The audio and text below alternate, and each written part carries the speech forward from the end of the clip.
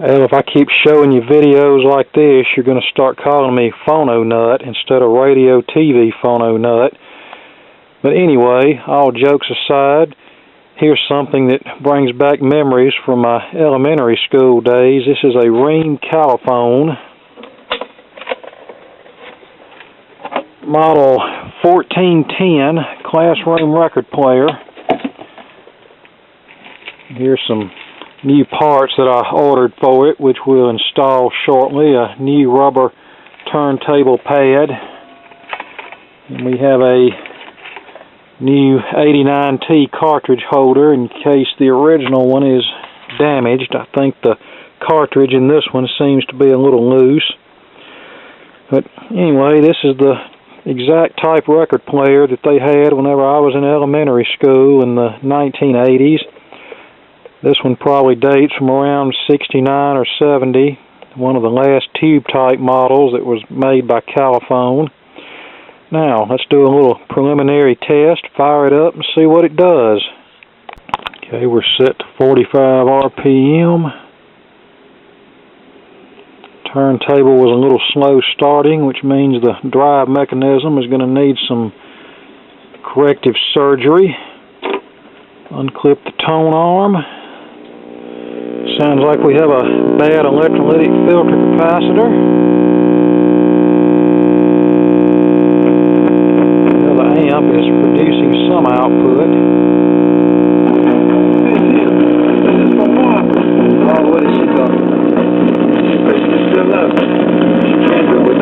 Controls are scratchy.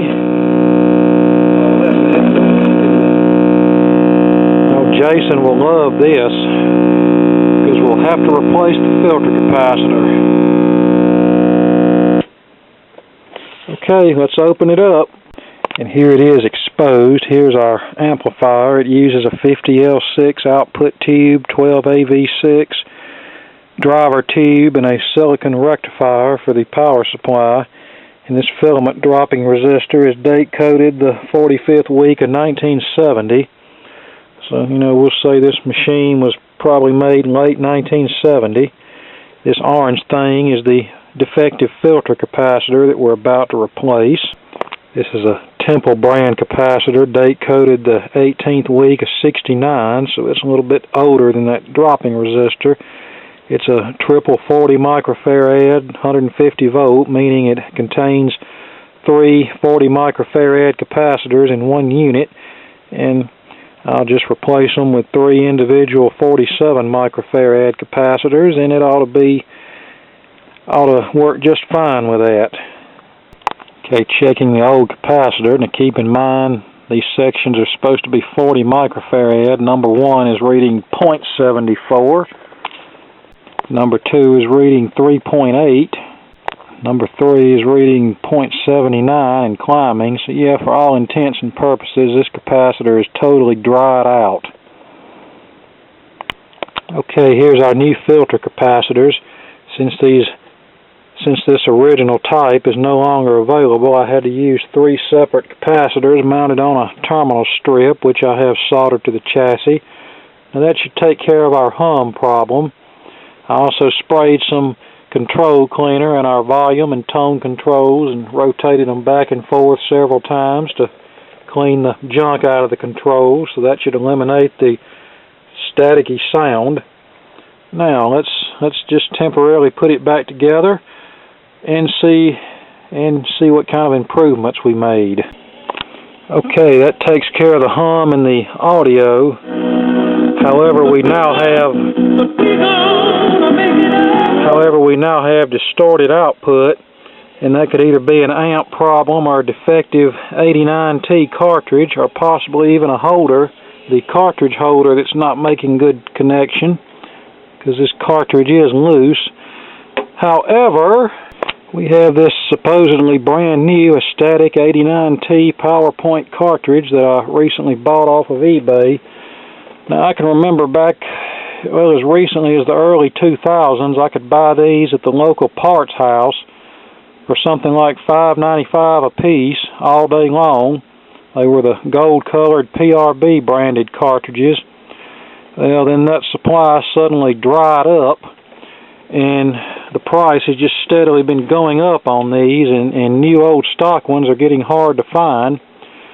In fact, new old stock ones with the 1 mil LP stylus and 3 mil 78 stylus normally run anywhere from $21 to $25 a piece plus shipping. And I found this one for a buy it now price of, I think it was $16.99 with free shipping, so I went ahead and ordered it. Now let's install it and hope that it's actually good. Well, it fits and it passes the finger test, and it actually is tight in the holder, so we might not actually have to replace this holder. Now let's see how that sounds.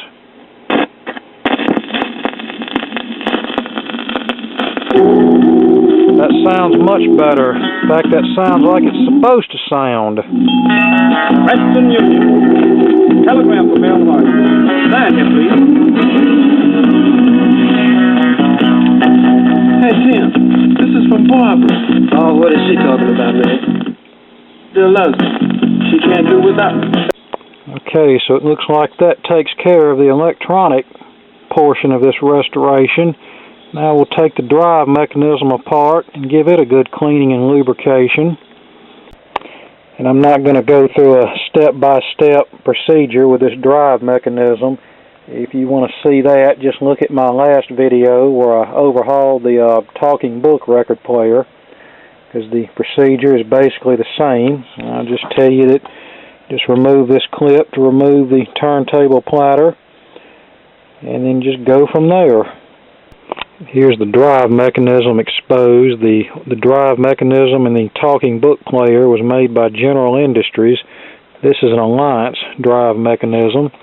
And just like on the last one, we'll start by removing this rubber drive wheel by gently removing this small E-clip. And then we'll clean the wheel with some rubber renew. Okay, I'm almost through with the Califone. I've completely taken apart and lubricated the mechanism with either a white lithium grease or zoom spout oil, whatever was necessary. Everything turns nice and free now. Now all we have to do now is clean the inner rim of the platter and glue on a new mat, and I hope this thing will be good to go. Okay, there it is back together. Our amp still seems a tad bit weak. That record's not too bad, but some of the other ones I have that are cut at a lower volume are a little bit weak.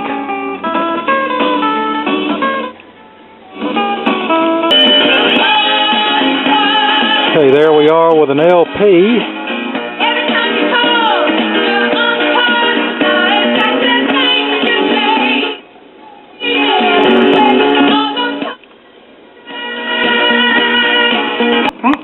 Here's a 16 RPM record, and this is an example of one that we have to have the volume turned all the way up to get anything close to the correct level of audio. Okay, before I tear back into this, I'm going to check the tubes. Now checking the 12AV6, it's good. Good grid emission. And no shorts. Now the 50L6.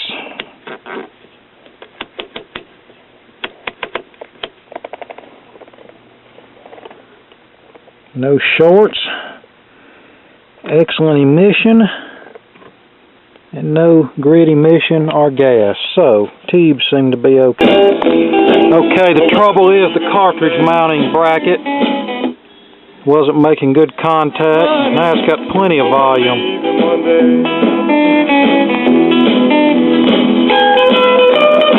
Oh yeah.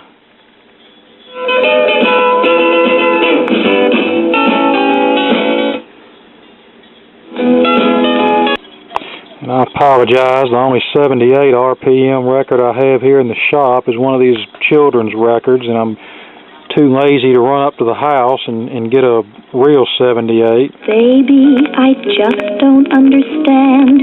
It must be something wonderful. It must be something grand. 'Cause everybody's smiling in a kind and wistful way. And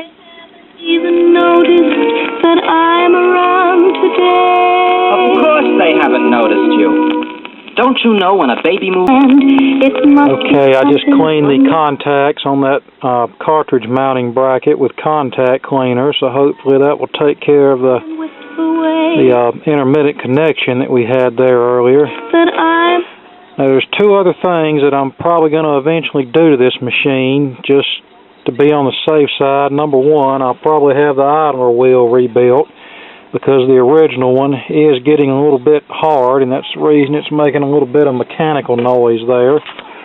And number two, if I can show you here, I don't know how well you can see it, but there's a rubber grommet that's, I guess you'd call it the tone arm suspension.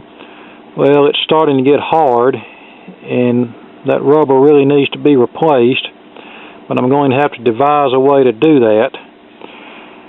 However, I'm not going to do that at this time. So let me show you something else real quick. Here's a 72 Rheem-Califone 1430C that's going to be on the list of things to restore pretty quick. And I'll show you the rubber on this tone arm, if you can see it. The rubber on this tone arm is all melted and gummy and is in much worse shape than the 1410 that we just got finished with. So I'm going to experiment with this tone arm to see if I can come up with a feasible way to fix this problem, because if I'm gonna ruin something, I'd rather mess one up that's already too messed up to really use than mess up the 1410 that still has some life in it. Okay, there we go. The Califone 1410 from 1970. All back in operation and should be good to go for a number of years. Okay, thanks for watching, and more to come later.